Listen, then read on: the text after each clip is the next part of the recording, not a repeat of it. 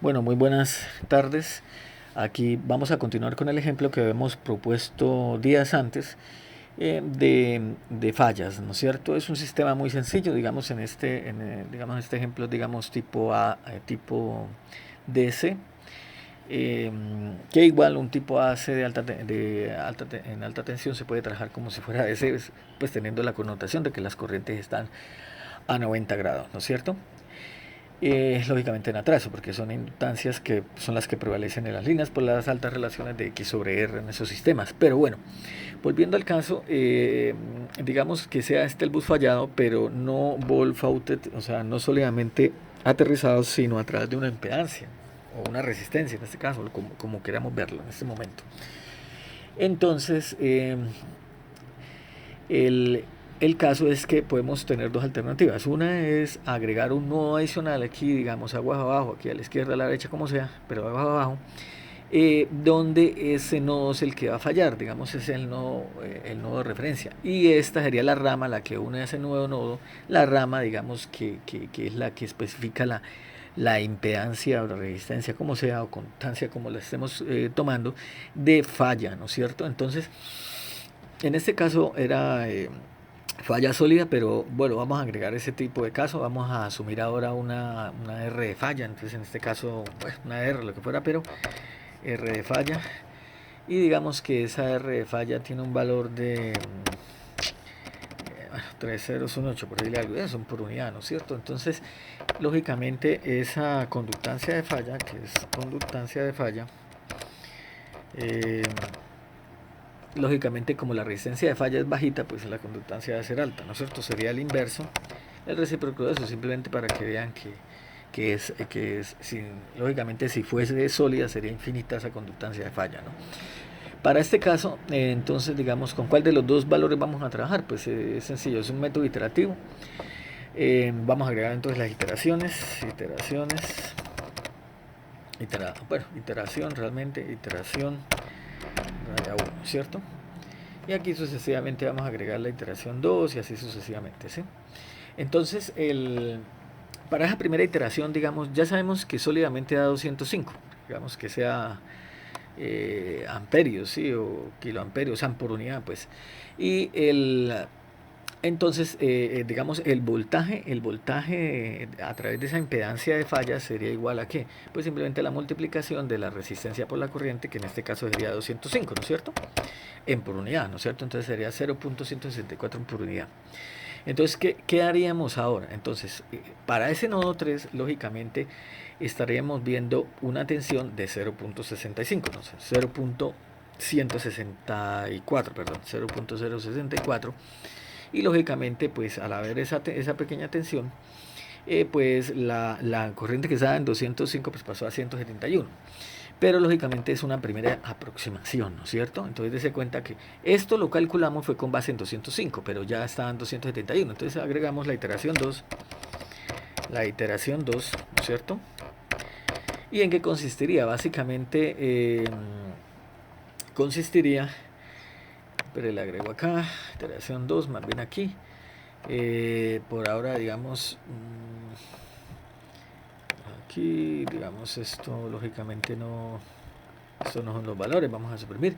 Entonces, para la iteración 2 básicamente entonces sabemos que va a 171.38. Entonces, ahora para la iteración 2 pues básicamente vamos a tomar el mismo valor de resistencia, ¿no es cierto?, por esa nueva corriente, ¿no es cierto? Y esa nueva corriente es 171.38, ¿sí?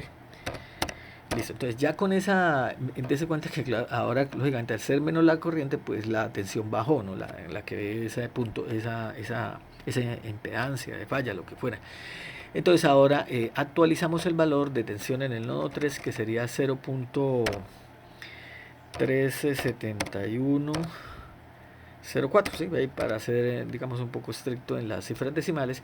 Y ahora el nuevo valor es de 176.89368. Entonces, básicamente, vamos a actualizar, digamos, esa nueva tensión de esa impedancia de falla, la que se cae a través de la impedancia de falla, con esa nueva corriente. Entonces ya sabemos que es el valor de la resistencia por el valor actualizado de la corriente, que serían 176.89 36.8. Listo. Entonces dése cuenta que automáticamente nos da 0,1415. Entonces está basculando ahí. ¿Sí? Si viéramos las iteraciones, pues bascula hacia lo que es el valor real. 0.14155. 0.1415. ¿Sí? Aproximándolo. Entonces esa nueva tensión yo la colocaría acá.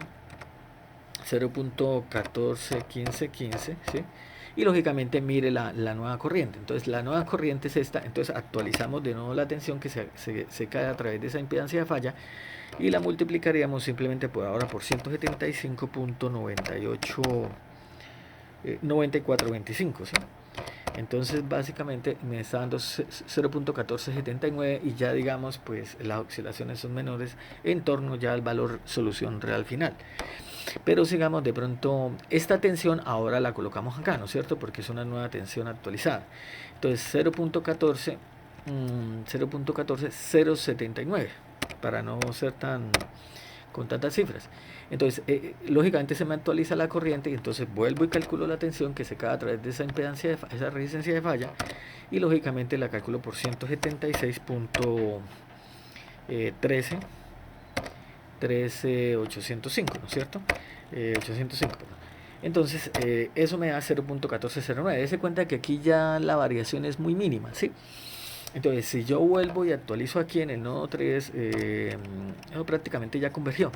Entonces sería 0.1409 1044. Bueno, listo, ahí meto ahí todas las cifras decimales y se me actualizó a 176.1133.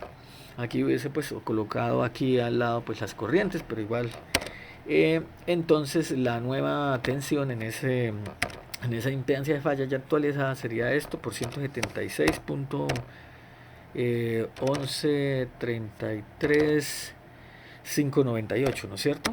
Listo.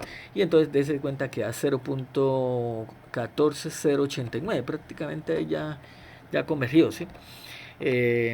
Entonces yo la podría hacer esa última actualización y parar ahí 0.14 0.89 0.89 0.688 ¿sí?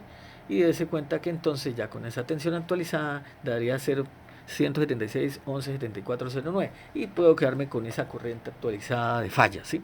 Cuando hay esa R de falla. Entonces dése cuenta que sin necesidad de crear agregarle nuevos elementos al grafo, yo podría, digamos, obtener la corriente real de falla. Ahora, dése cuenta que la diferencia de la franca a la que no es franca a través de esa resistencia de falla puede variar también significativamente, 176.1174. Entonces, ya hemos visto tres elementos que inciden notoriamente en ese análisis de perturbación, que son las tensiones de prefalla, ¿sí?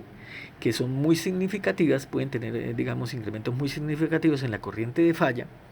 También pueden ser las impedancias de falla, que también pueden ser muy significativos, y lo que son los cambios de topología en la red, ¿no es cierto? Entonces, realmente en el análisis lo que hay que tener en cuenta es, digamos, que la red es dinámica en su estructura topológica, lógicamente eso va a incidir en las corrientes de falla. Entre más mallada sea una red, pues más corrientes de cortocircuito se incrementan en los nodos de falla, ¿no es cierto? Entonces, des en cuenta que a medida que avanza la expansión del sistema en transmisión, generación, todo, las corrientes de falla van en aumento. De hecho, se puede coger una tabla de uno de los operadores de red y mirar, digamos, el tema de cuánto crece de un año a otro o en 5 años, digamos, esa corriente de cortocircuita en el mismo nodo, incluso con base en lo ya construido, entonces cogiendo histórico, ¿sí? Y lógicamente, pues eso tienen que hacerse esos estudios, mantener la vista en eso y mirar si hay que volver a setear las protecciones, ¿sí? Que es lo que normalmente se hace, ¿sí? Las cambios de topología de la red, ya lo vimos cómo puede incidir muchísimo. Entonces realmente, por ejemplo, aquí colocando en ceros abriendo esta línea, lo que hemos dicho mide 107 cuando estaba en 80, ¿no es cierto? O digamos que incluso estas realmente sean dos líneas en paralelo, cuyas conductancias en paralelo sean de 40 cada uno, o sea, en paralelo se suman las conductancias, entonces digamos que se salga una línea y queden 40, ¿no es cierto? Entonces se cuenta cuánto incide realmente las corrientes, sí. Aquí entre menos malla, lógicamente, pues hay menos corrientes de cortocircuito, ¿no es cierto? Entonces, no siendo más el video por hoy, pero ya vieron ustedes un poco en qué consiste el tema de fallas. Realmente hay aproximaciones que son válidas dependiendo del ámbito de estudio, de las condiciones del estudio, y hay otros parámetros que sí definitivamente hay que mirarlos, digamos, con hilar fino, porque esas aproximaciones pueden afectar bastante la respuesta para, digamos, tomar acciones o para eh, digamos, settings o cualquier otra cosa, o analizar, digamos, un evento de falla que hubo y tener más herramientas como de análisis, ¿no?